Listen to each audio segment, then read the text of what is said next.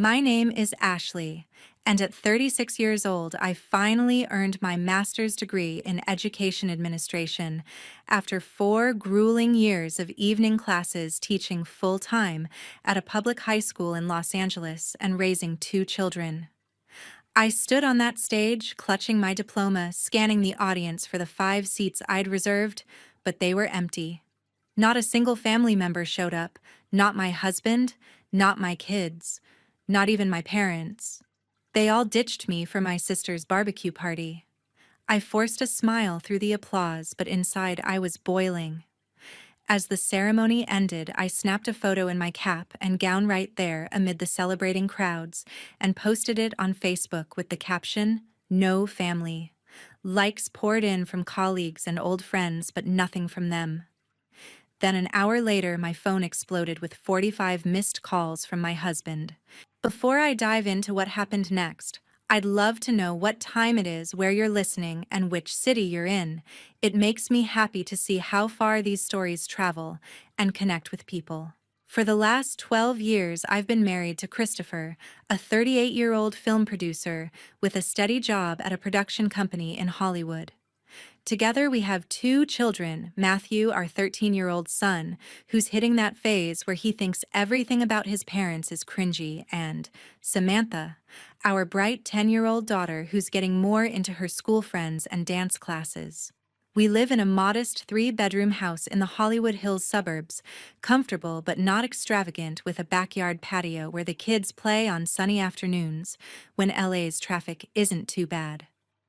I work as a high school teacher at a public school in the LA Side District, a position I've held for 9 years. The job is rewarding but exhausting, planning lessons, grading papers, dealing with rowdy teens, often putting in extra hours for parent meetings or after-school programs. I'm effective at it, patient with students, and strong at classroom management, but promotions to administrative roles kept slipping away. My principal would say in evaluations, "Your teaching is solid, but for vice principal spots, we need that master's degree." A bachelor's is entry level these days. After getting passed over for the second time in favor of someone with less classroom experience but advanced credentials, I knew I had to act. I signed up for the evening master's program in education administration at UCLA, designed for working educators. It would take 4 years part-time, but I viewed it as a step up for our family. More income, better benefits, perhaps enough to afford those acting classes Samantha begged for, or a family road trip up the coast. I didn't realize how draining it would be. My days started at 5:30 a.m., prepping breakfast, helping the kids with outfits, dropping them at school on my way to work. Then a full day teaching algebra and history to 9th graders, followed by rushing to campus 3 evenings a week for classes until 9 p.m. I'd get home wiped out, facing a sink full of dishes or Matthew's unfinished science project. Weekends meant locking myself in the spare room with textbooks while Christopher handled the kids' soccer practices or play dates at the park. Matthew complained to Christopher once, "I caught it through the door. Mom's always at her computer or in books. She never watches my games anymore." Those words cut deep, but I reminded myself this was short-term. The degree would bring stability, maybe let us upgrade from our cramped house to something with a bigger yard. We'd have more time for beach days or hikes in the hills. Things got complicated with my sister Jennifer. 3 years older at 39, Jennifer has always been the star in our family. She runs a small film studio in Beverly Hills, lives in a stylish condo downtown, and being single with no kids, she jets off to festivals in Cannes or collects vintage movie posters. Our parents, Linda and David, who live down in San Diego, never bothered to hide their favoritism. As kids, they'd drive hours to her theater performances, but claimed traffic was too bad for my school debates. Now they'd fly in to help with her studio launches, but cite distance when I asked for help during midterms. "Jennifer just has that spark," Mom told me once after I pointed out the imbalance. "You're so grounded with your job and kids." It felt like a backhanded compliment, punishing me for being responsible. Despite it all, I kept going. I'd review lesson plans during lunch at school, type essays after tucking the kids in sometimes until 1 a.m. I passed on weekend brunches with friends using that time for group projects instead. Christopher supported me initially, covering more bedtime routines and motivating me through slumps. But as months turned to years, his enthusiasm faded. "When does this end?" He'd snap. "The kids barely recognize you." I'd reassure him. "Just 6 more months, then 3. By the final semester, our connection felt strained. He'd created his own schedule, taking Matthew and Samantha to movie nights or visits with his buddies without inviting me along. I'd skipped so many family dinners and school plays that they adapted to my absence. That's why the graduation mattered so much. It wasn't just the paper, it was proof to my kids that moms can chase dreams too, that persistence wins. About 5 months before, I told Christopher, "Make sure everyone's there, you, the kids, my parents, even Jennifer if she can swing it. This is our win." He nodded. "Absolutely, we'll be front row." But doubts crept in. I'd seen the patterns over time, the way family group chats lit up for Jennifer's achievements but stayed silent on mine, how Christopher's complaints about my schedule grew sharper. Quietly, I started documenting it all, saving screenshots of texts where parents gushed over Jennifer's latest deal, but ignored my straight A's, noting times they canceled on babysitting for me, but cleared calendars for her. I even met with a divorce attorney, discreetly getting advice on custody and assets if things went south. It was a precaution, not a plan yet. As the ceremony approached, tensions built. Jennifer called casually about her big barbecue to celebrate a new studio partnership, same date as my graduation. "Pop by after," she suggested. When I reminded her of the conflict, she laughed it off. "It's just extra classes, Ash. You've graduated before." I bit my tongue, but added her email chain to my growing file where she and Christopher had coordinated, without looping me in, hinting at his frustration with my obsession over the degree. 4 months before my graduation, I started planning what I hoped would be a milestone for our family. I requested 5 guest tickets from UCLA, 1 for Christopher, Matthew, Samantha, Mom, and Dad. I even considered inviting Jennifer, thinking maybe she'd show up for once. I called my parents in San Diego to confirm the date, May 10th. "We'll do our best, honey." Mom said, her voice non-committal, like she was already weighing other options. I pushed the doubt aside and focused on logistics. I booked a dinner at a cozy Mexican restaurant in downtown LA, putting down a deposit of $300. It was a splurge, but this was my moment, our moment, I told myself. I also reserved a hotel room at the Marriott near campus for my parents, using points from years of teacher conferences. I bought a deep green dress, simple but sharp, perfect under my gown and for dinner after. Samantha saw me trying it on one evening and grinned. "Mom, you look like you're in charge." Nisai. Her words lit me up. I hadn't felt that way in years, always rushing between work classes and home.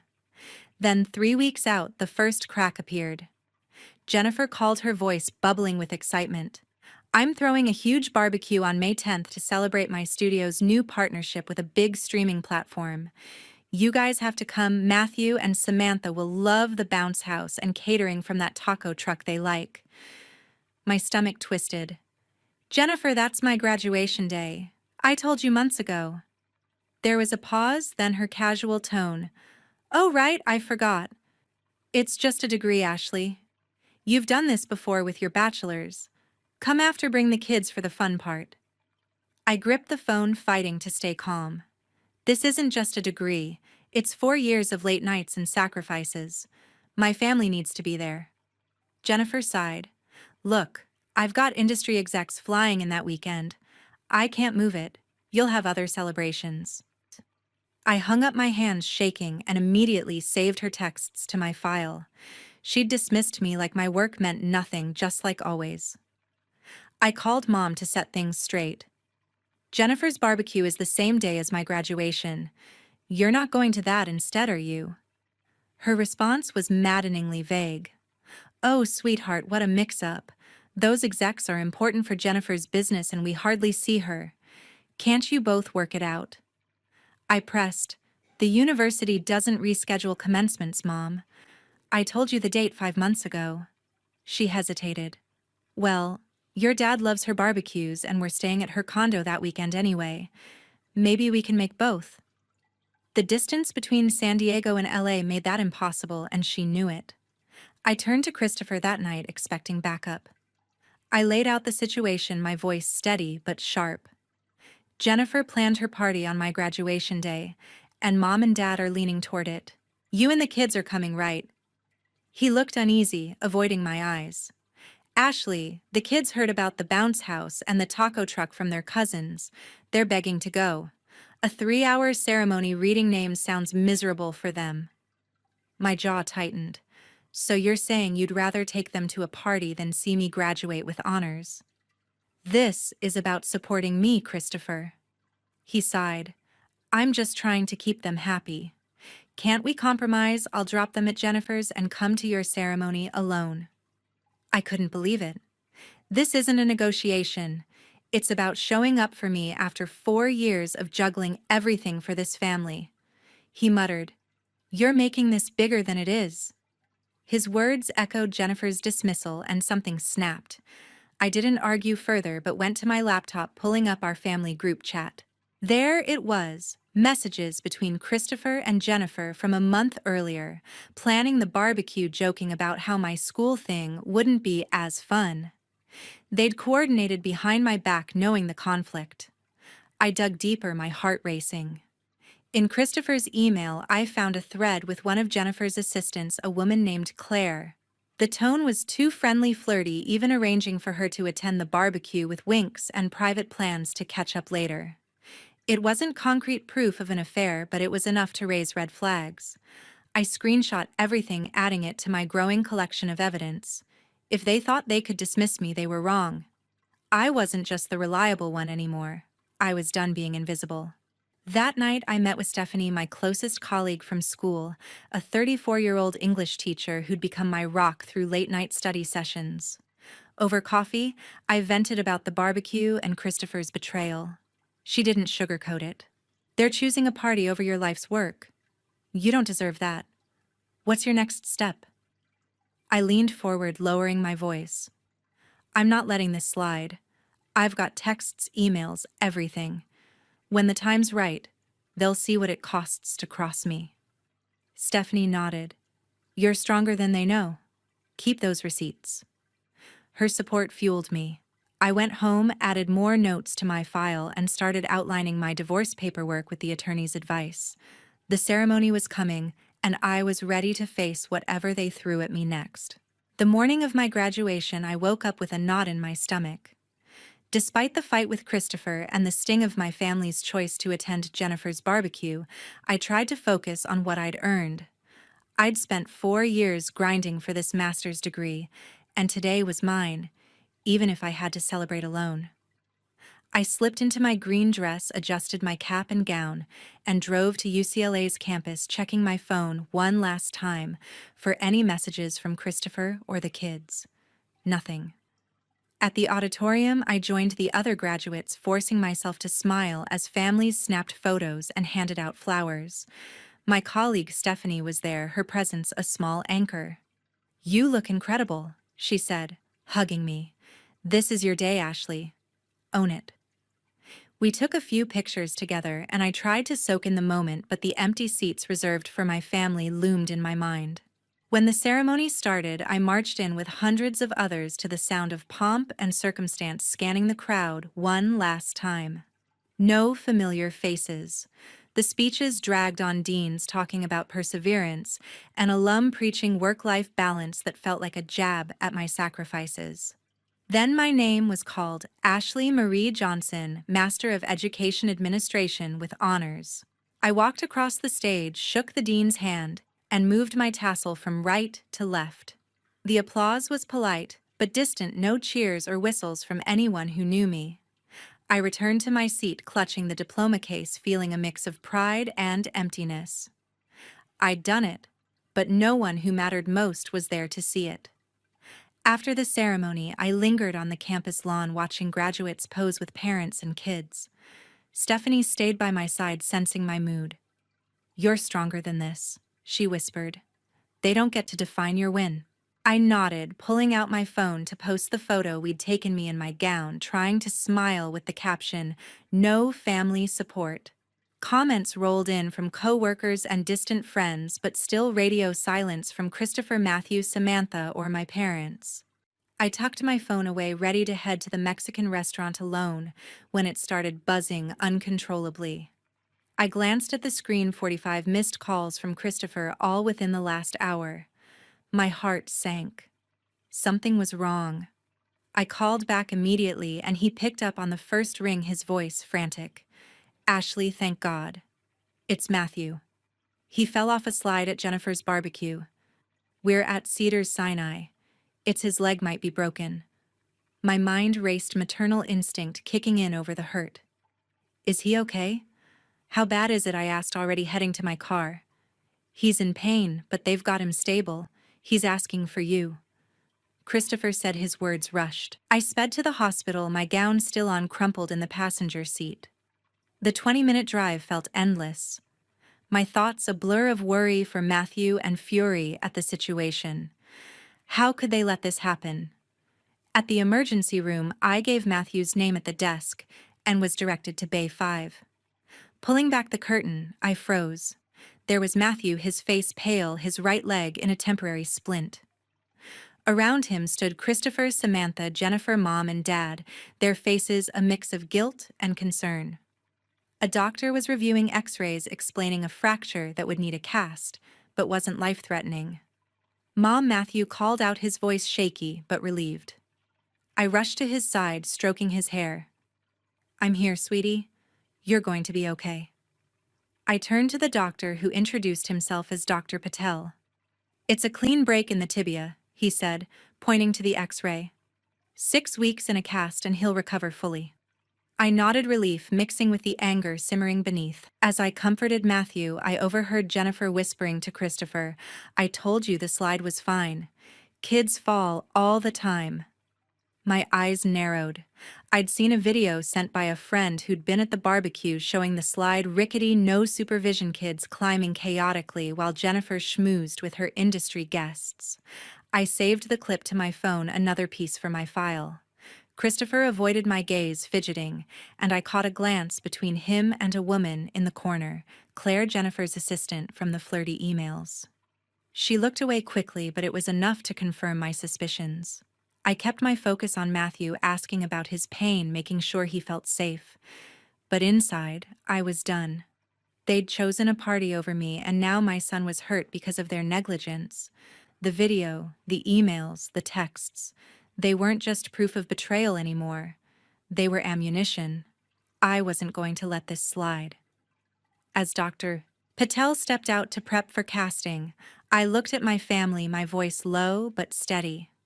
"We're talking about this. All of it. Soon." Their uneasy silence told me they knew something big was coming. The hospital bay was cramped, the air thick with tension as I stood by Matthew's side, his small hand gripping mine. His leg was stabilized, and Dr. Patel had just left to arrange the casting. Christopher hovered nearby, his face, a mask of worry but laced with guilt. Samantha sat quietly on a chair, clutching her stuffed bunny, her eyes darting between us. Jennifer stood by the curtain, arms crossed, whispering to Mom and Dad about how accidents happen. Their presence, after choosing a barbecue over my graduation, felt like a mockery. I'd had enough. I took a deep breath, my voice low, but cutting through the hum of the ER. "This stops now." All eyes turned to me. Christopher's widened, Jennifer's narrowed, and Mom's mouth opened slightly. I didn't wait for their excuses. For 4 years, I poured everything into that degree, missed Matthew's games, Samantha's recitals, sleep, sanity, all for our family's future. And you couldn't give me one afternoon to show up. You picked Jennifer's party instead, and now my son's lying here with a broken leg because you didn't bother to supervise. Jennifer stepped forward, her tone sharp. "Don't make this about me, Ashley. Kids fall. It's not my fault." I held up my phone showing the video from her barbecue, a shaky clip of kids scrambling on an unstable slide, no adults in sight, while Jennifer laughed with her guests. "This says otherwise," I said. "You promised safety but didn't deliver. I've already sent this to my lawyer." Her face paled and she went silent.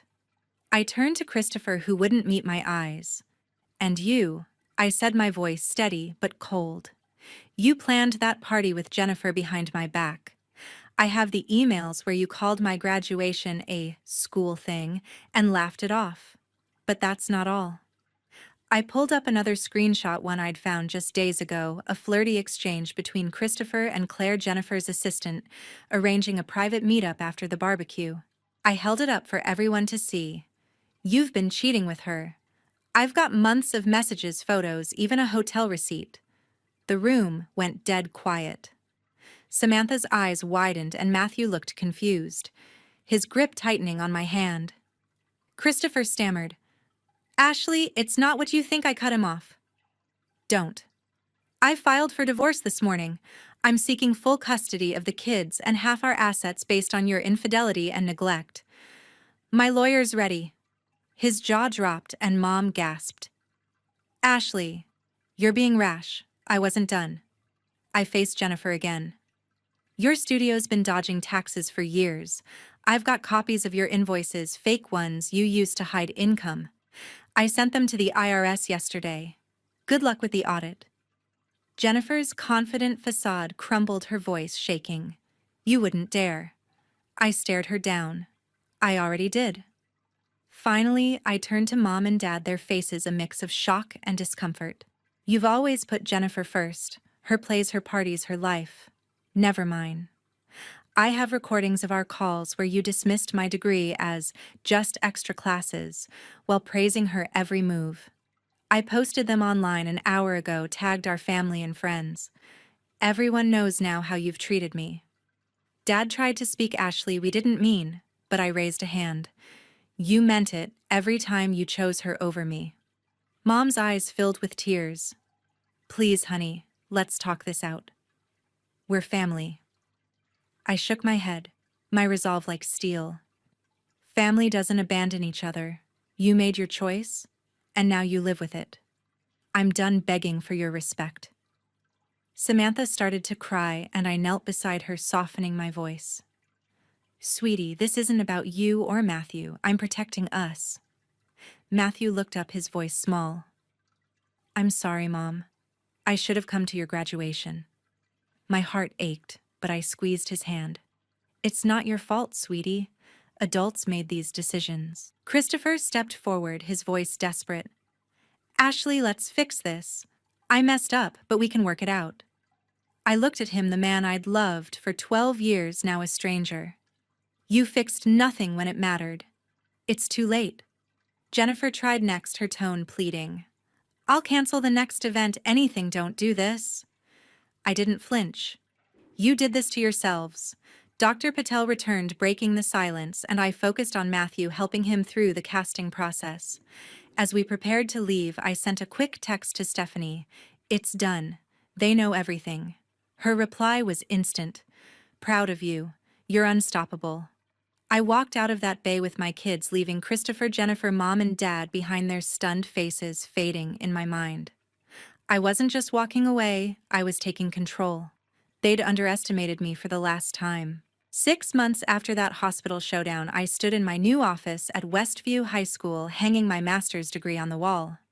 I'd been promoted to vice principal, a role I'd fought for through years of late nights and missed family moments.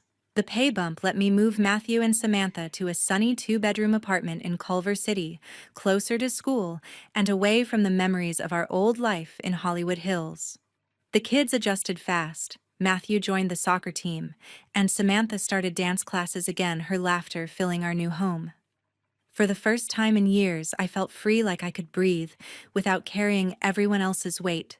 I'd cut all contact with Christopher, Jennifer, Mom, and Dad.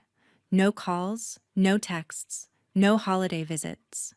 The divorce was finalized 3 months ago. I got full custody of the kids and half our assets thanks to the ironclad evidence of Christopher's affair with Claire. The hotel receipts, flirty texts, and photos I'd presented in court painted a clear picture. He didn't fight it. He couldn't. Last I heard, he'd lost his job at the production company after the scandal spread. Industry gossip travels fast in LA, and Claire's reputation took a hit too. She left Jennifer's studio under a cloud. Jennifer's world unraveled even faster. The IRS audit I triggered uncovered years of unreported income from her studio's side deals. By month 4, her Beverly Hills operation shut down, her condo was up for sale, and her industry friends ghosted her. She tried texting me once, a half-hearted apology about misunderstandings, but I didn't respond. Her choices had consequences, and I wasn't her cleanup crew anymore. Mom and Dad faced their own fallout. The recordings I posted on social media, clips of their calls dismissing my degree while praising Jennifer, went viral in our family's circle. Relatives and old friends reached out to me, shocked at their favoritism. My parents tried calling, leaving voicemails about making things right, but I let them go unanswered. They'd spent decades putting me second. Now they were reaping the isolation they'd sown. I heard from a cousin they'd retreated to San Diego, avoiding gatherings where their bias was the talk of the town. The kids, though, were my anchor. One evening, as we sat on our new balcony eating pizza, Matthew looked at me, his cast long gone. "Mom, I'm sorry I went to Aunt Jennifer's party. I didn't get how big your graduation was. I'm proud of you now." His words hit hard, and I hugged him tight. "It's okay, sweetie. You were a kid, and I'm proud of you too." Samantha piped up. "You're like a superhero, Mom. You did school and work and still took care of us." I laughed, tears stinging my eyes. Their pride meant more than any diploma. Stephanie became my rock, stopping by with coffee or helping with the kids when my new job got hectic. She'd been there at the graduation when no one else was, and her support reminded me I could build a new family, one that valued me. My promotion brought a private office and respect from colleagues, a far cry from the days I was overlooked. The extra income meant dance lessons for Samantha and new soccer gear for Matthew, small wins that felt monumental after years of scraping by. Looking back, that empty graduation stage wasn't just a wound, it was a turning point. I learned a hard truth sometimes. The people closest to you are the ones who will hurt you most, but you don't have to let them define your worth. I spent years trying to earn their respect, only to realize I had to demand it, and when they couldn't give it, I had to walk away. My revenge wasn't just about exposing their lies or triggering their downfall. It was about building a life where I thrived without them. I chose myself, and it was the best decision I ever made. Here's what I want you to take from this. If you see betrayal in your family, whether it's favoritism, neglect, or outright deceit, don't wait for them to change. Set boundaries, gather proof, and protect your peace. Sometimes the strongest act is cutting toxic ties, no matter how much history you share. It's not about sinking to their level, it's about rising above it and letting their actions catch up to them. I wish I'd recognized those red flags sooner, the dismissive comments, the sidelining, the excuses. If you're seeing them now, act. Choose yourself. Find people who lift you up and don't look back. Thank you for listening to my story. It means the world to share this and know I'm not alone. If you've ever felt overlooked by family or had to stand up for yourself, drop a comment below. I'd love to hear your experience. Hit that subscribe button to join others who get what it's like to fight for your worth.